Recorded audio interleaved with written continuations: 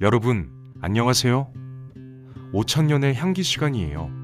오늘은 아주 신기한 마을 이야기를 들려드릴게요. 이 마을에는 집집마다 100살 넘은 할아버지, 할머니가 살고 있었대요. 그런데 사람들은 이 마을을 효자 마을이 아니라 불효 마을이라고 불렀어요. 도대체 무슨 일이 있었던 걸까요? 지금부터 알아볼게요. 조선 영조 시절 암행어사 박문수가 허름한 옷차림으로 황해도를 돌아다니고 있었어요. 수령들이 일을 잘하는지 효자와 연려가 있는지 살피는 중이었지요. 9월산 아래를 지날 때 박어선은 이상한 소문을 들었어요. 저기 아래쪽에 불효 마을이 있습니다. 그 동네만큼은 절대 가지 마세요. 불효 마을? 어째서 불효 마을이냐? 그 마을에는 놀라운 비밀이 있었어요. 집집마다 90살, 100살 넘은 장수 노인들이 한두 명씩 살고 있었던 거예요. 그런데 문제가 있었어요. 노인들 중에는 망령이 심한 분들이 계셨거든요. 어떤 할아버지는 남의 집에 불을 질러 놓기도 하고 어떤 할머니는 우물에 오줌을 누기도 했어요. 어린아이를 나무에 거꾸로 매다는 할아버지도 있었지요. 자손들이 야단을 치면 망령이 더 심해졌어요. 방을 부수고 고래고래 소리를 지르기도 했지요. 결국 이 마을의 젊은이들은 부모가 오래 사는 것을 고통으로 여기게 되었어요. 정말 슬픈 일이지요. 심지어 몰래 노인들을 죽게 만든다는 무서운 소문까지 돌았답니다. 박어사는 과객 차림으로 불효 마을에 직접 들어갔어요. 이 집 저 집을 돌아다니며 살펴보았지요. 과연 어느 집에나 고령의 노인들이 있었어요. 어떤 분은 혼자 고함을 지르고 어떤 분은 거리에서 울고 다니셨어요. 어르신, 몇 살이나 잡수셨습니까? 나 105살이요. 허리도 안 구부러지고 정신도 말끔한 100살 노인들. 박어사는 궁금해졌어요. 도대체 무슨 까닭으로 이 마을에만 장수 노인이 이렇게 많은 거지?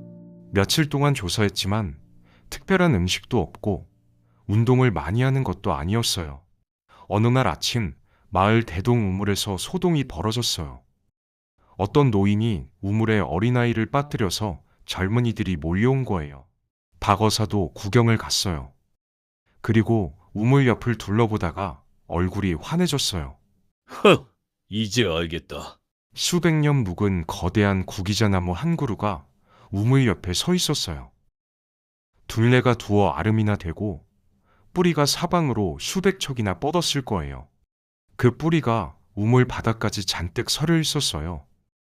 이 우물물이 바로 구기자나무와 맥이 통하는 약물이었던 거예요. 이 동네 사람들이 모두 이 물을 먹나요? 예, 그렇습니다. 그래서 이 마을 사람들이 장수를 하는 거요. 이 구기자나무 물을 드시니 그런 거라오. 박어사는 오리, 이원익, 정승 집안의 이야기를 들려주었어요. 7대에 걸쳐 80세 넘게 장수한 명문가인데 그 비결이 바로 구기자 동산에서 차를 다려 마신 것이었다고요. 그 말을 듣고 마을 사람들은 오히려 이렇게 말했어요.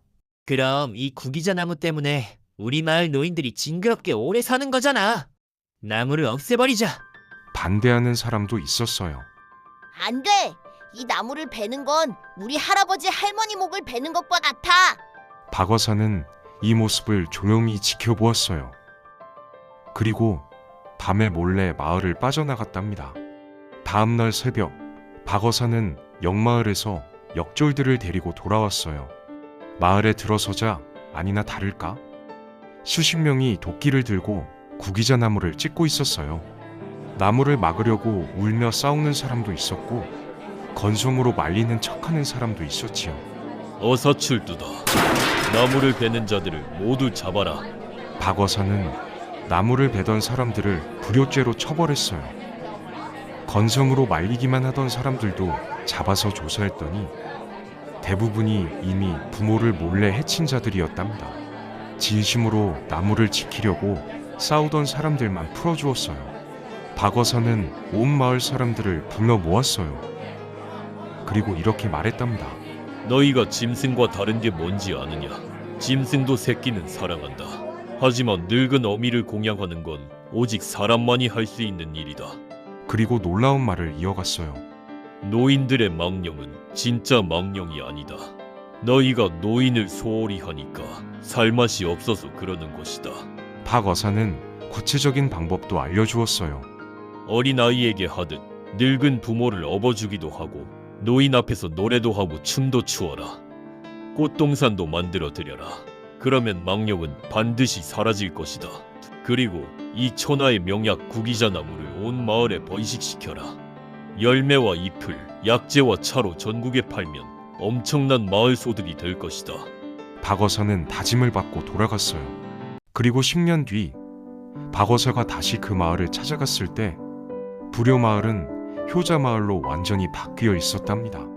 노인들을 정성껏 모시고 구기자 나무를 온 마을에 심어 차를 만들어 팔아 부자 마을이 되었어요.